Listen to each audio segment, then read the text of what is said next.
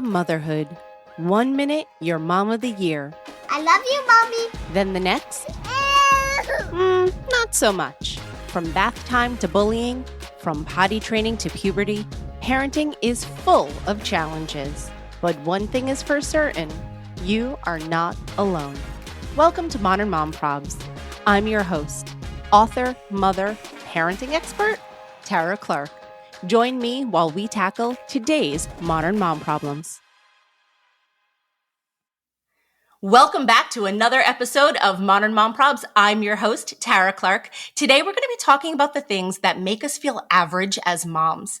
And I am joined by Samantha Matt. She is the author of the book, Average is the New Awesome, a manifesto for the rest of us, and creator of the wildly popular Instagram account, Average People Problems.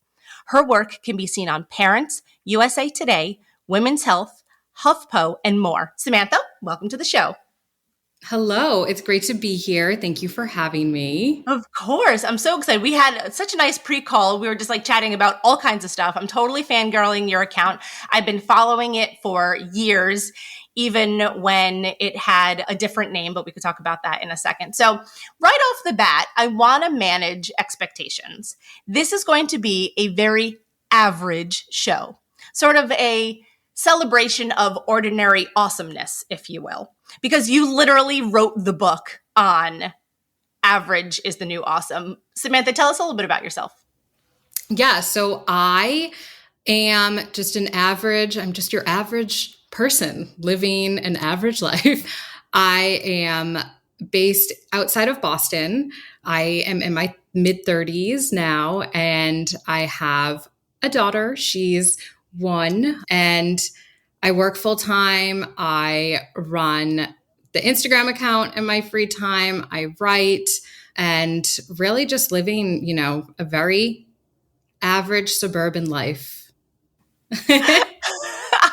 I love that. So you have the account, Average People Problems. Yes. It used to have a different name. What was the different name?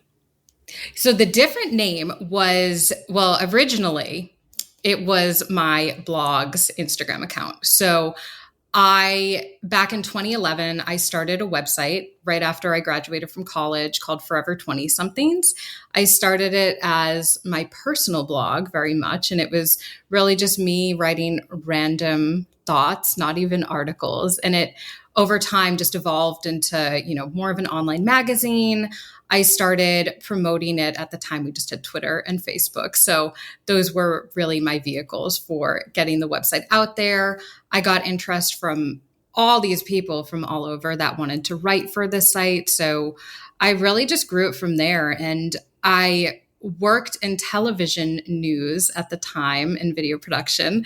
So I was really just doing this on the side. I didn't know, that I was essentially doing what a lot of major media companies and bigger websites were doing with a website. Obviously, not, it was not on par with like a major media company at all, but I was doing a little bit of everything that is involved in, keeping a website alive. So I did transition into working into editorial eventually. And I had my Instagram account when Instagram came out. I don't even know, like 2012, 2013.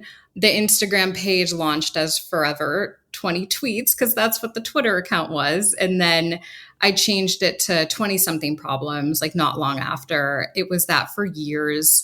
And then in 2020, when my book was coming out, I was already in my 30s.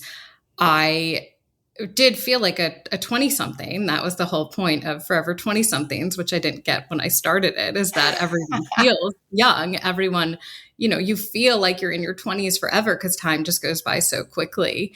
And that like spirit, the youthful spirit lives within you, I guess. But that's how I feel about my 30s now, though. Yes, no, it goes on. So I didn't want it to be tied to an age for that reason. And Average People Problems was born, and it is here to stay. I love it. Because you know what? Everyone has average people problems. Yes, they do. Even if they don't know it. Even if they don't know it. So like what classifies or categorizes an average person problem? So it's really like, and this is the reason that I wrote my book throughout my entire 20s. And what I discovered when I was, writing the blog and why so many people related was because at the heart of everything, we all kind of feel the same way about things. Everyone has insecurities and feels like they're not doing enough, whether it's, enough in your career or enough, in your relationship or, now as a mom. People always feel like they're not good enough. And I have just listened to so many people, like listening to friends talk and just watching tweets and reading blog posts, like listening to, everyday people talk about life. You kind of realize that everyone feels the same way. So that's really, what encompasses an average person, which is why even if people don't realize, and some people don't like to be told they're average, you got a lot of that when the book came out, a lot of people have a problem with, average being promoted as an awesome thing because, some people think no one should strive to be average. But what happens if you end up feeling average? Average is a feeling. It's not, a state. Well, I guess it's both, but And is it something that it's really an interesting concept? Like, is that something that changes over time, or are you sort of like stuck in that state? So it definitely changes. I mean, everyone changes and evolves. What once felt average or not good enough, once you evolve and get to the place that you wanted to be like 10 years ago, you're suddenly feeling like behind again. So it's really just a thing of ambition and feeling like you should be doing more and learning when to feel comfortable with what you have and learning to be like okay and that good enough is fine and it doesn't mean that you're a failure. That's a perfect segue into motherhood in general. Cause like, I know like traditionally, I think you were talking more about like career wise and you're like, oh, I need to get that promotion or I should be getting that job and getting paid X amount. But let's talk about that concept with motherhood, right? Like there are so many things that make us feel not good enough, right? So you're the mother of a 1-year-old. Like at what point did you say, wait a second, I feel like I could be doing more, or, society's telling me that I should be doing more? Basically like every day I have that feeling and it really starts like at birth too. Like it's this big moment, it's huge, like it's so special and it's becoming a mom, but it's really just like the most average thing in the world because it's how we all got here. Right. So we put it on this pedestal, but like it's literally how we're all here. And so, after that, if it's not like the best day of your life, like that's okay. Like if you have a traumatic birth, if, things don't go as planned. And that too is like where people really start to fall apart. And for me, I really forced myself to go into motherhood with, no expectations because I knew that if I had expectations from what I've learned from, writing and researching for average and all of that, is that when things don't go as planned, it's, really frustrating. So like breastfeeding didn't work for me. So I just, went to formula right away and was like, there's nothing wrong with this. Like, it's totally fine. And a lot of people they struggle with that because they're like, I'm not doing good enough. And, those are really big things. But then there's like the everyday little things. So like one thing, when my daughter eats like at her high chair and like everything is, getting on the ground and it's like every single time, like having to clean everything. And I'm like, oh my God, I can't handle this. Like how much longer will this go on for? And it's going to go on forever. And it's kind of one of those things where, it's just like it's a relentless job being a mom for sure. Relentless is a good word to describe it. Yeah. It's like picking up the same object and putting it away 30 times a day, every day for the next 5 years. Yes, absolutely. Going back to the expectation thing, I speak about that a lot. I even wrote about that in my own book, is that I think we often have that struggle when our expectations are, whether they're higher or we're expecting a certain thing out of motherhood, out of our children, out of our spouse than what we get, right? And so one time I did a post, which is a true story. Before we got married, my husband and I had, it's a pre-Cana, it was like a pre-wedding class at our church. And it was like a mandatory thing. And we met this couple who's been married for like 60 years. And they said, our only advice or our main advice is to lower your expectations. Lower your expectations of your spouse, of whether or not you're even going to be able to have children. If you do have children, lower your expectations of who they are going to be or what they're going to be. And that is that's the advice for a happy life. And so we said, okay. And we took that experience. And so I wrote about that in my book, and I've done a social media post about that. And many people agreed with it. And they said, yes, I see that managing your expectations is a big deal. Lower your expectations when necessary. But then there was the flip side of that, where a lot of people were like, no, you need standards in life. And, how can you get anywhere or succeed if you don't have standards? So my question to you, Sam, is like, how can people get comfortable with being average while still maintaining standards? So that's so funny that you say it, because it's kind of, the other side of the comments and feedback that average has gotten, because people just have a problem with the thought of settling, or, they don't really understand that you can be happy with what you have while striving for more. So the whole journey through Average is the New Awesome is really about like accepting where you are in life right now and being happy with what you have. You can always strive for more. You can always, say, I'm not where I want to be, but looking back like 10 years in the past, 5 years in the past, like how far have I come?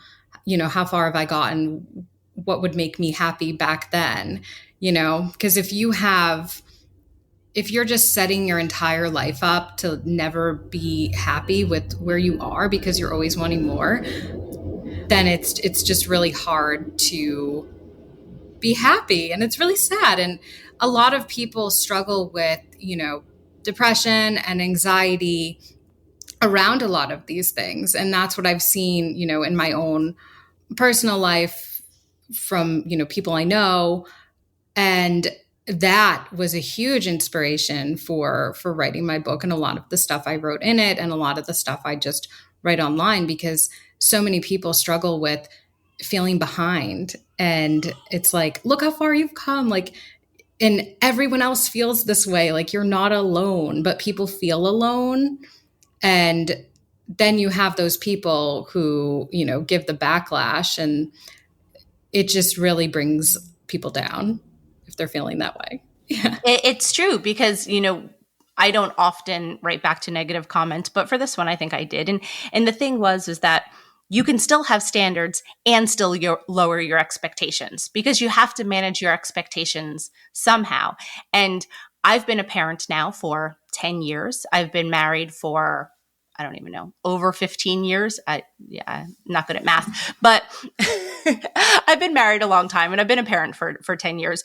And I can tell you that lowering my expectations in certain in certain instances makes all the difference, because then I'm not set up for disappointment in certain things. Then you're able to practice gratitude in other ways, right? So like if my, son frustrates me in a particular situation, then I think like, at least he's healthy and at least I have him. And like, am I like literally losing my mind right now because of the way he's acting? Yes, probably. But I try to show gratitude in other ways that may not necessarily be that particular behavior at that particular time. Yeah, it is. So it's just crazy. Like there's always more that you can have, or like you can always be doing things differently. And like I deal with this at home too, like with Well, even not at home. Like we have been searching for a home for the past like 2.5 years. And with that, like part of it is on me because I guess I'm being pretty picky. But part of it is also like out of our control. It's been a crazy housing market and just all of the stuff that's been going on the past couple years. And so we have been in an apartment, it's fine, it's nice, but not having, the backyard for our daughter and not having, the space to get her like a play kitchen. Not that she can play with the kitchen right now, but when she can, stuff like that. And so like really coming to terms with the fact that like, okay, I expected to have a house right now. I expected, when my daughter was one that she would have a backyard to go in, but like she doesn't, and that's okay. She has so many other great things. And like, so it's just really like reminding myself at least like every day of these things because, well, there other things like aren't going according to plan, I guess, although I try not to, have plans because then you're not really in control of those plans. It's fine. We're all doing fine. I recently started using the Slate electric flosser, and let me tell you that it makes my mouth feel as clean as it does when I leave the dentist's office. I used to be one of those people who flossed either right before my dentist appointment or when there was just something stuck in my teeth. But now I use the Slate electric flosser every day. This cutting-edge flosser reduces plaque, fights bad breath, and supports your gum health. It's so easy to use that my son can do it by himself. If flossing is a chore for you and your family, you should check out the Slate flosser at www.slateflosser.com. Remember, my listeners receive 15% off with the discount code MOMPROBS15. So head over to slateflosser.com and take charge of your oral health. We're all doing the best we can, right? Like I had expected to have children by the time I hit 30, and biology had other plans. And so I had to obviously make do with that. And for several years, we struggled with infertility. And then, I was able to have my son at 32. And I am so grateful for that. But sometimes those plans, just aren't in the cards for that particular time period or sometimes ever, right? But recently I was thinking we were playing outside and I looked at my son and I looked at my husband and I looked at my house and I thought, gosh, I'm so lucky because I'm currently living the life that I always wanted to live. And if you take yourself out of like the BS day to day sometimes where it's the, cranky about this and being snack bee for this and all of those like little annoyances. But when you look at it from like a macro standpoint, you're like, gosh, like this is it, man. Like we did it, and I'm so grateful for them and for that. And so sometimes I have to like take that like 30,000 foot view to really like appreciate all of that. And I think that that's a big thing. But like social media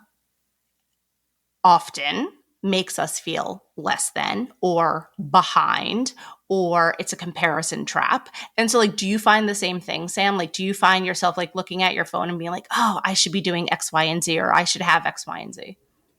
Yes. And it's so crazy because, through my 20s, it was exactly like that. And like, even like early 30s, like, oh God, like, people are posting things, but whatever, because, I'm doing fine and I own up to whatever. But then I became a mom and it really shifted because it's not just like me, it's me and the life and the day-to-day care that I'm providing for my daughter. So I've, been struggling with that again, even though I like, learned how to deal with it before, looking at different things online, which were like the house stuff comes in like, oh God, I see people, their kids are like outside in a backyard. Like we don't have that. That's okay. But then I know, and this is a lot of the stuff I wrote about before, comparing yourselves to other people, even with motherhood and parenthood. People probably, look at my social media pages and are like, wow, like their daughter has this, their daughter has that. Although I don't think I post her as much as I could be just because I've been so busy. But, just in general, that everyone is always comparing themselves to other people. And you have to remember that people are also comparing themselves to you. And you have to look at, your social media accounts from the lens of someone else and just really think like, well, what would they think? What could someone infer about this picture? Because a picture can tell many stories. As the person who like was in the picture or took the picture, you kind of know the backstory, but to an outsider, they could, make up any story around it. And, whether it's in their head or, whether the person is like writing a caption that tells a different story than what was actually going on. So it's just, you don't know what's going on behind the scenes and you don't know what other people are thinking about your own posts.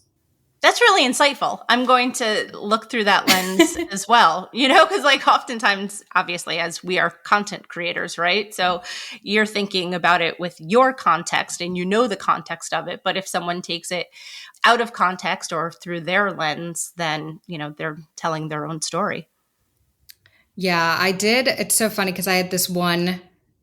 I try not to, but the reviews for my book and just like, tweets, comments, whatever, Instagram. And someone had said, you wrote the book on being average, but then you like vacationed in Italy because did my honeymoon in Italy and like, and like I totally like that is, a totally privileged thing to get to go to Italy on a honeymoon. But it's not like, I'm not like a celebrity, like going on all these lavish vacations. Like we just went on our honeymoon there and we're so lucky to have done that. But like everyone, it just shows how like everyone feels differently. Like I, oftentimes feel like, I don't travel. I don't do anything. Like we barely go on dates. We are just home with this baby all the time. She's here right now. She's always here. So you may hear her in the background. Yeah. Oh yeah. She was yelling. But, other people can form a different view based on, whatever you're posting. Yeah, that's true. That's a really good point because sometimes we take our own lives for granted, if that makes sense. Yeah. And but what you have may be what someone else then is, aspiring to. Like how I said that, sometimes I look back and look at like the macro view of my life and I think, my gosh, I'm so lucky to have my husband and my son and everything that we have together and our health. And so that's something that I would have prayed for, for years. And then, so you just have to take yourself out of the day to day sometimes and be like, and trust me, the day to day is hard enough as it is. I don't have to tell you that you have a 1-year-old, like you're as much in it as anyone could be. But, it's interesting. You were saying about living in an apartment. We lived in an apartment until my son was nearly 4 years old. So he did not have a backyard either. But you know what? True story. Now that we do have a backyard, he never goes in it. We never play in the backyard. That's it. We never play in the backyard now. We lived in New York City, so we went to Central Park literally every day. So I used to say that Central Park was our backyard, but now that we do officially have a backyard, we don't go in it. It's like a classic thing. I feel like we would do the same thing, like have, the deck, but like never go sit on it. I mean, we do have a deck. We were like, that was one of our must-haves when we were like moving into a new place. We were like, we need to have an outdoor space. We need to have a deck. Like we're not even going to consider an apartment that doesn't have one. We have never gone out on it. Like I bought furniture for it. I think we sat out there once. And we were like, this is very mediocre. Not that there's anything wrong with being mediocre. Not that there's anything wrong with being average or mediocre, but it was. Yeah, but we just, it's just one of those things where it's like you want something and then you get it and you're like, oh, well, I was fine without this. I just didn't realize it. Yes. I feel like that's a really good way to sum up just things in general. And also like average is the new awesome, right? It's like, I think so many times as humans, we're like on to the next thing and on to the next thing. And you're anticipating this and you're anticipating that. And now like the holidays are coming up, right? So we're like anticipating the holidays. And I don't even know where I was going with that. But sometimes I think it's important to just like sit in, what we have and just sit in the present and not always be chasing the next thing. Yes. So we also struggled with fertility and did IVF, the whole thing. Like I have a bunch of embryos frozen, waiting to be used. So I think that was like, and obviously that's pre-parent, but there is just something that you go through when that happens where like the expectation thing, like that is the point where like I was like, you can't plan for everything, and where I just like stopped because I had always thought like I was going to become a mom at a certain age and like do things like this, do things like that. And then when you hear those words that you like might not be able to have kids naturally or at all or whatever, like it is so like, it's just if you want them, of course, because not everyone does, and that's totally fine. But it just really like changes things for you, and everyone reacts to it differently. I know so many people who've gone through, different struggles, and it just really changes your outlook on life, I think. Yeah, I agree 100%. If there was a time that really made me pivot on my perspective of things, it was facing infertility. Because if your whole plan for your life of having 2 kids by the time you hit 30 and this and that, like just went right out the window. And now you're faced with like, maybe we're not going to have any kids at all. And that's okay too, And so that was, something that we faced for several years. I think we struggled with infertility for like 3 years or so before we had Jack. So that was definitely something that, changes pretty quickly. And I think that's an important life lesson, whether you did struggle with infertility or if you struggle with other things, whether it's illness or financial issues. There's a lot of things that could make you change your perspective pretty quickly.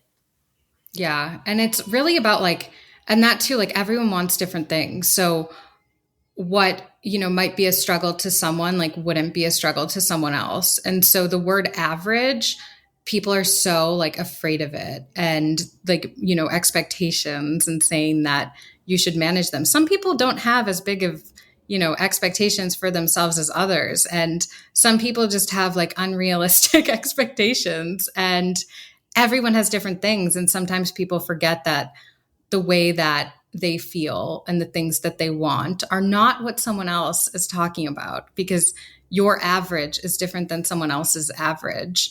And you might actually be like okay with someone else's average. You might actually be striving for someone else's average, and someone else might be striving for what you think is average or below average. So it's just really about like putting things in perspective and remembering that everyone is different and like wants different things, and being happy with what you end up having. Yeah. And respecting each other for that too. Yeah. I think one of my biggest parenting bits of advice that I often share with others is once you start letting go, I often say like, be like Elsa, like let it go. Once you start letting go of the pressures and the expectations, it is the most freeing thing that you can do as a parent. And I'm not saying let go of standards. I expect my son to do certain things and get good grades and do his chores and be respectful and be kind. I expect all of those things of him, right? We have standards. But once you let go of the concept of my son can only eat organic food and he will eat every single thing I give him every single time, and he will go to sleep at 8:00 and never wake up in the middle of the night. And like once you let go of all of those things, or like I have to, put forth like a perfect holiday season and the perfect wrapping and the perfect tree and all of that. Like once you let go of those things, it is the single most freeing part of parenting. Absolutely. And just in life, it's like, yeah. It's just crazy the things that you can spiral about. Like I spiral all the time, and like I like focus on one thing, like my daughter needing an outfit for the holidays, and just like I need to spend hours like scrolling through every single store because I'm a crazy shopper who has a, money spending problem, whatever. But that is, just letting go of that and being like, whatever. Like I forgot to get her an outfit for Thanksgiving. she wore something. We didn't even take any pictures because she was like out of sorts, a little sick. And at the end of the day, like it didn't even matter. And it's like that. It's like that every single day. Like I felt that for my wedding. You know, some people like build that up. Like I built it up and I was like panicking and freaking out about little things like greenery in certain random places. And after it happens, you're like, you focus on it and you like think back to it. At least I did. And it was crazy, like post-wedding anxiety. But now it's like that as a parent, but like every single day and maybe like multiple times a day.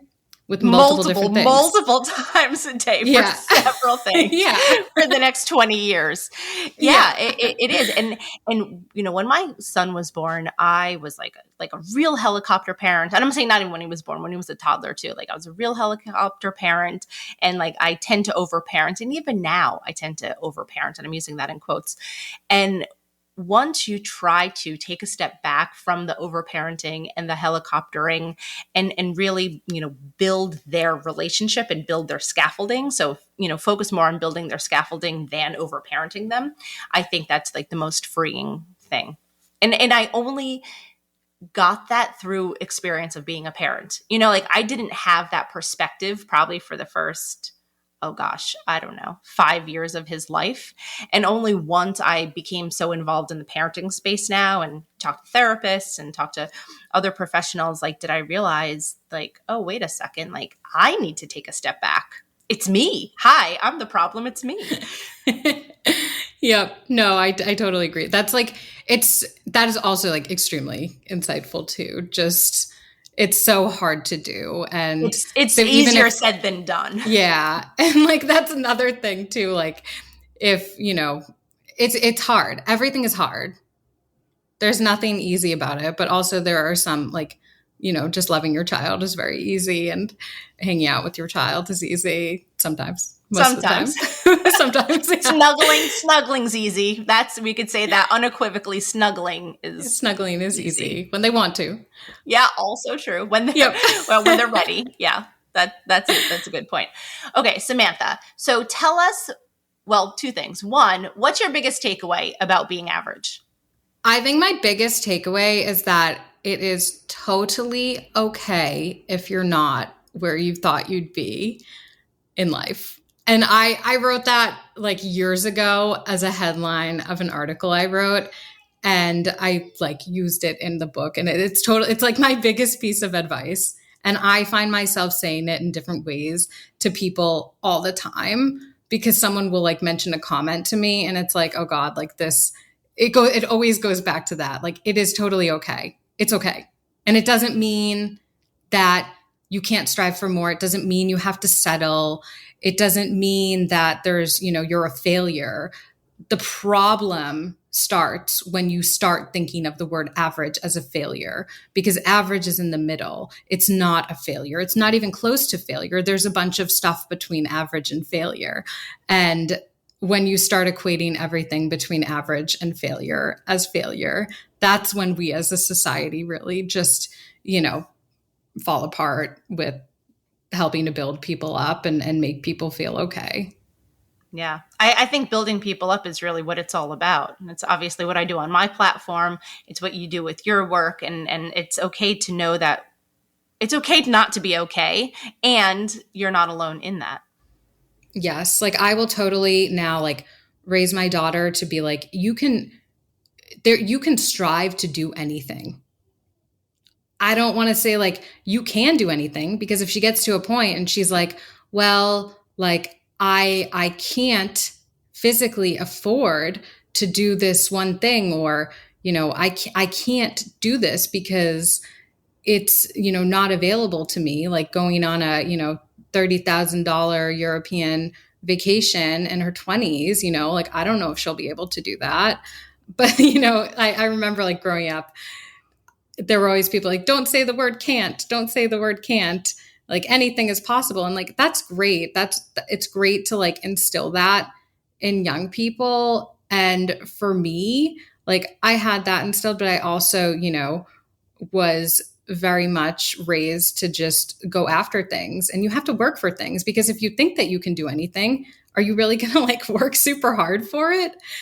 that's a problem that a lot of people have with millennials too, is the participation trophy thing, and like everyone just getting rewarded for things. And part of that, like if you parade around saying that like people can do anything and everyone is special, like everyone is not special. If everyone was special, then special would be average, then awesome is average. And that's where like part of the book comes from too. It's like the play on words, like average is awesome, awesome is average, because we're all awesome.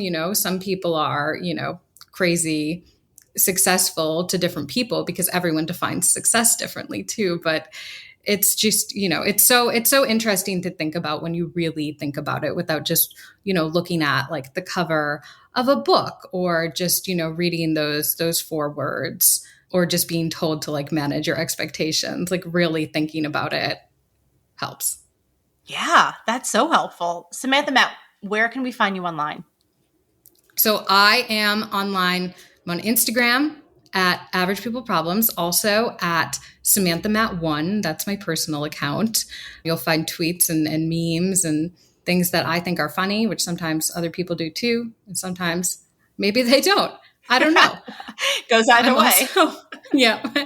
I'm also on Twitter for now, Samantha Matt 1. And I am forever20somethings.com still lives. If you want to, read up on the ghost of my past, they are there. They are creeping on the internet.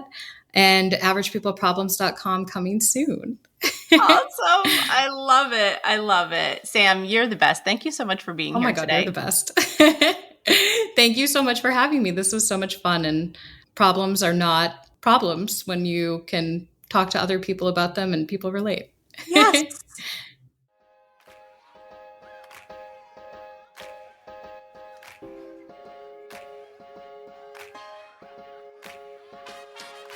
Thanks for listening to today's episode of Modern Mom Probs.